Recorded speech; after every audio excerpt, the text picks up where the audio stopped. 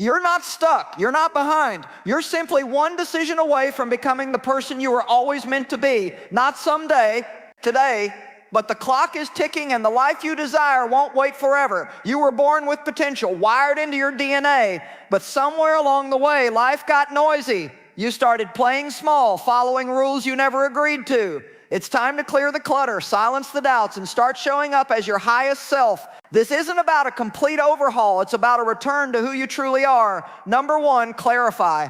The starting point of transformation is not hustle. It's not motivation. It's clarity. Before you can build the life you want, you must first define the person you want to become. Without a clear identity in mind, you'll drift reacting to life instead of designing it. But when you know who you're aiming to become, every choice becomes easier. You gain direction. You stop chasing goals just because they sound impressive. You begin building with purpose. Let me ask you a question, and don't rush past it. Who do you want to become? Not what you want to achieve, not what job you want, but who? What does that person value? How do they carry themselves? How do they treat others? How do they respond under pressure? Your identity is the foundation of your habits, and your habits are the building blocks of your future. So you must get intentional about who's driving the ship. Now let's be clear, identity is not fixed. It's not something you find under a rock. It's something you create through consistent action. Most people try to change their lives without changing how they see themselves, and it doesn't work. They want to be fit but still see themselves as lazy. They want to be disciplined but keep saying, I've never been consistent.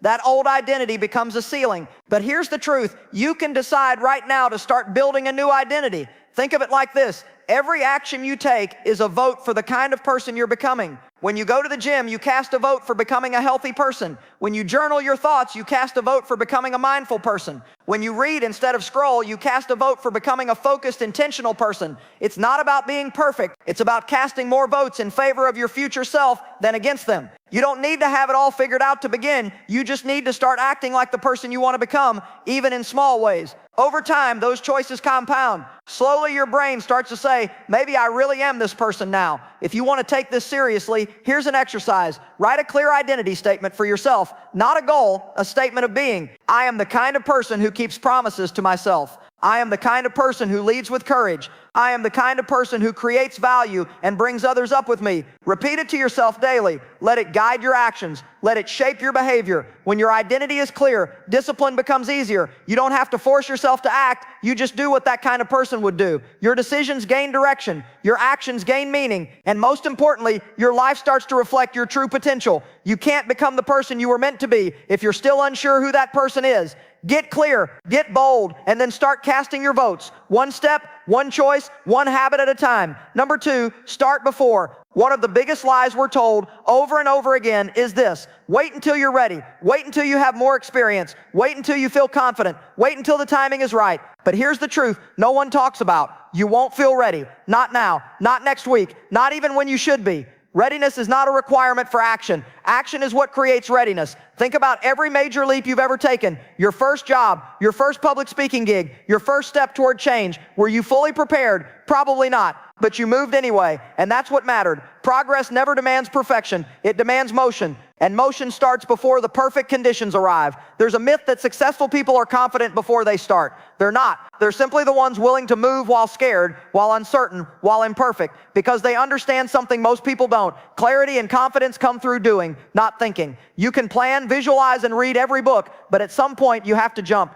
James Clear says, every action you take is a vote for the type of person you wish to become. But if you wait for confidence to strike first, you'll never vote. You'll stay stuck in analysis paralysis, building castles in your mind instead of building momentum in your life. You become strong by acting in the face of weakness. You become courageous by taking steps through fear. That's the formula. Start small if you must, but start. Want to write a book? Don't wait for the perfect outline. Write 100 messy words today. Want to start a business? Don't wait for the ideal strategy. Talk to one potential customer this week. Want to become healthier? Don't wait for a personal trainer. Go for a 15-minute walk today. Motion beats meditation every single time. Here's the key. Starting isn't a one-time thing. It's a mindset. It's a habit. It's you choosing every single day to show up, even when the fear of imperfection whispers in your ear. You train yourself to act without permission from your doubts. And over time, those small acts of courage build into unshakable confidence, not because the fear goes away, but because you've learned to act anyway. So the next time you catch yourself saying, I'm not ready yet, pause and challenge that thought. Ask yourself, what's the smallest step I can take today? Not the perfect step, not the biggest step, just a step. That tiny action will create momentum, and that momentum will fuel belief. You don't need to be fearless. You need to be willing to look silly, willing to fail, willing to begin, because the person you were meant to be, they don't wait for the stars to align. They start before they're ready and build the path as they walk. Number 3, let go of who you were. If you want to become the person you were meant to be, you have to make peace with one undeniable truth. You can't carry your old self into your new life.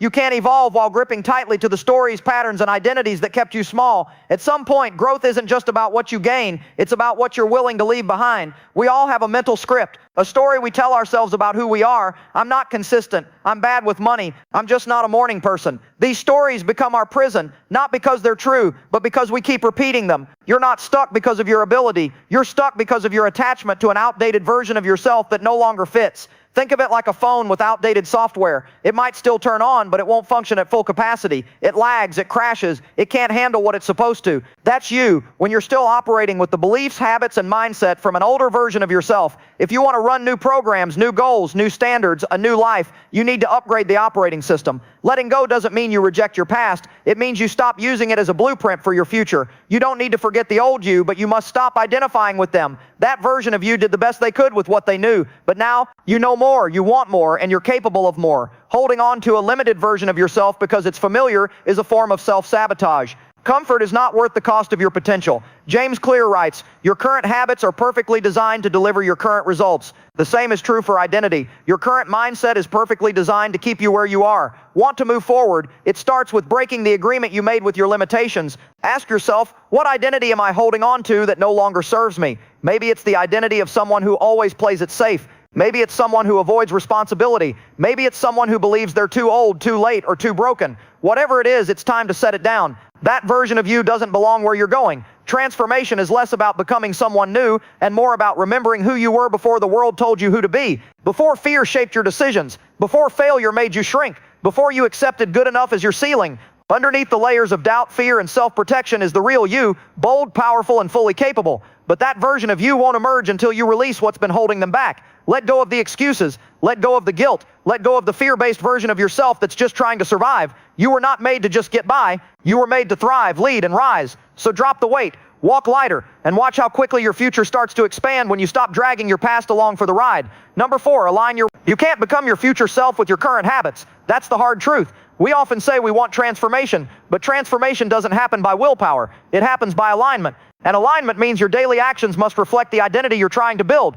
If you say you want to be strong, but your habits reflect laziness, there's a disconnect. If you want to be focused, but your routines scream distraction, something has to change. Your habits are not just actions, they are signals. Each one is casting a vote for the type of person you believe yourself to be. When you snooze your alarm, you cast a vote for the identity of someone who postpones. When you wake up early and move your body, you vote for someone who honors discipline. One vote doesn't define you, but hundreds do. And over time, those votes become a pattern, and that pattern becomes your reality. James Clear said it best. Every action you take is a vote for the person you want to become.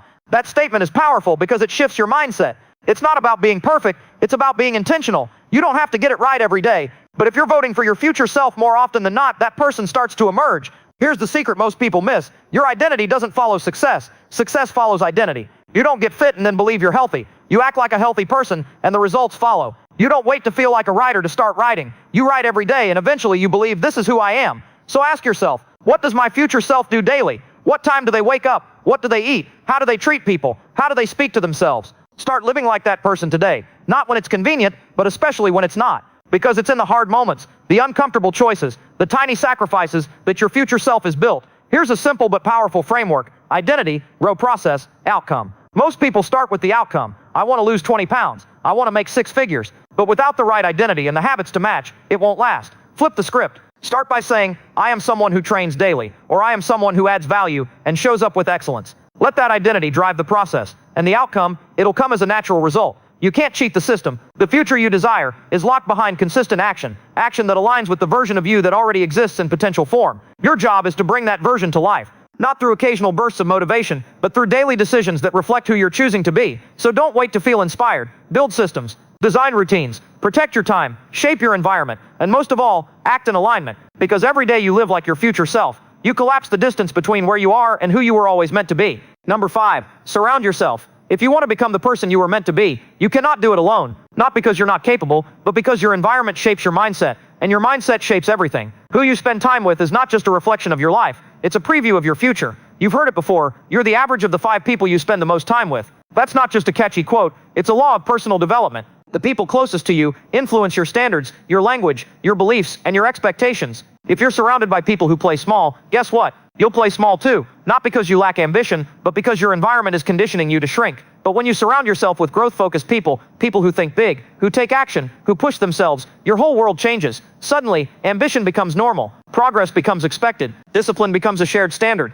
You rise, not because you're forcing it, but because you're finally in a room that demands it. James Clear writes about the concept of social norms driving behavior. When excellence is the norm, you adapt. When laziness is the norm, you adapt. It's human nature to want to fit in, so the key is to change what you're trying to fit into. Ask yourself, who in my life makes me feel like growth is natural? Who challenges me, not out of judgment, but because they see my potential? Who raises the bar just by how they live? Those are the people you want more of. And if you don't have them yet, go find them. Read their books, watch their videos, join their communities, get in proximity to their energy, even if it's virtual at first. And here's something else to consider. Sometimes, leveling up means letting go. It doesn't mean cutting people off cold, but it does mean being honest. If someone constantly drains your energy, ridicules your dreams, or keeps pulling you back into your old identity, you owe it to your future self to create some distance. Loyalty to others should never come at the cost of betraying your potential. You don't need cheerleaders. You need builders. People who challenge you, who see your blind spots, who don't let you settle.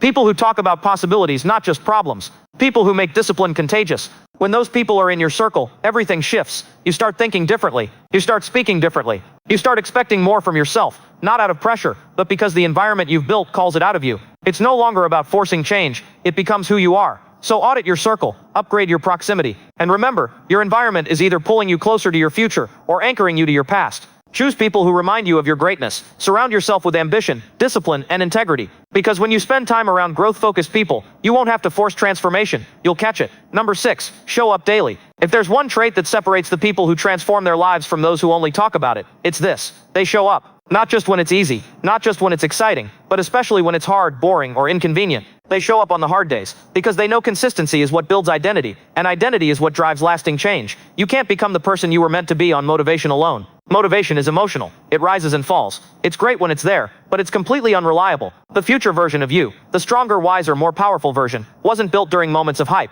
They were built during the ordinary moments. The 5 a.m. workouts, the difficult conversations, the quiet journaling sessions when no one else was watching. Discipline is where transformation happens. James Clear reminds us that you do not rise to the level of your goals. You fall to the level of your systems. And what is a system? It's the repeated behaviors you commit to, day in and day out, no matter how you feel. Feelings are fleeting. Discipline is a decision. The person you want to become doesn't skip the work when it's inconvenient. They show up and get it done anyway. Let's be honest, there will be days you don't feel like it. Days when the doubt is loud. Days when the results seem invisible. Days when the old version of you whispers, "This is pointless, just quit." But those are the days that matter most. Why? Because every time you act in alignment with your future self in spite of your feelings, you train your mind to trust you. You build resilience. You build self-respect.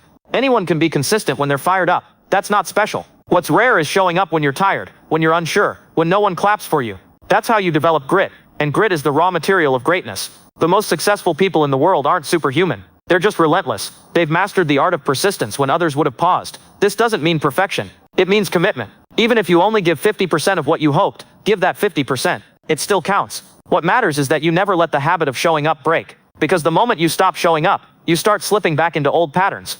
And remember, those patterns were built by the old you. The one you're working hard to outgrow. So build your rhythm. Set your standards. Decide once and for all. I show up, no matter what. Even if the progress is slow.